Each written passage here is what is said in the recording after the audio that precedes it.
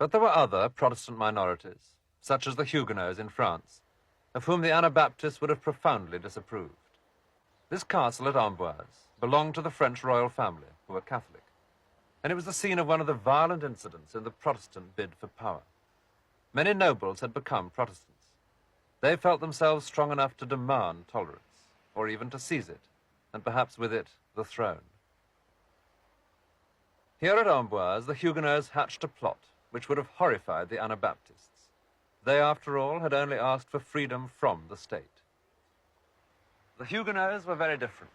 They tried to take over the state, and they fought for it with an unscrupulous ferocity which was rivaled only by that of their Catholic opponents. A group of Huguenots tried to kidnap the young King of France when he was in this royal castle at Amboise.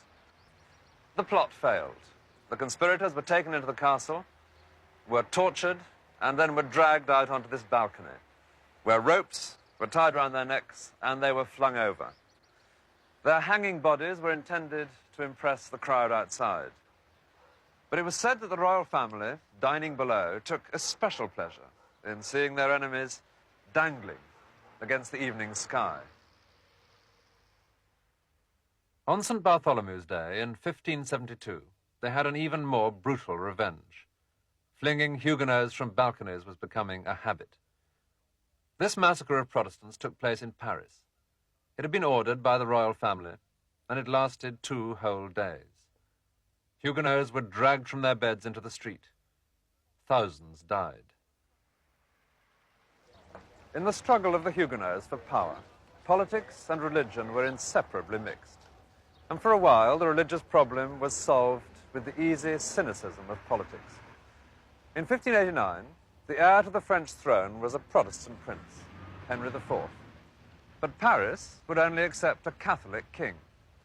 And so, with one of history's best-known throwaway lines, Paris vaut bien une messe, Paris is well worth a mass, Henry went to mass, became a Catholic, and became King of France.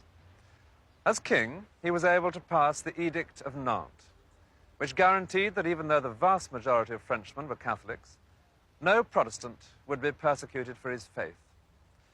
But such personal protection from the king could only last as long as the king himself. When Henry died, persecution of the Huguenots soon returned. By the end of the 17th century, nearly 500,000 of them had fled from France, and Louis XIV had repealed the Edict of Nantes.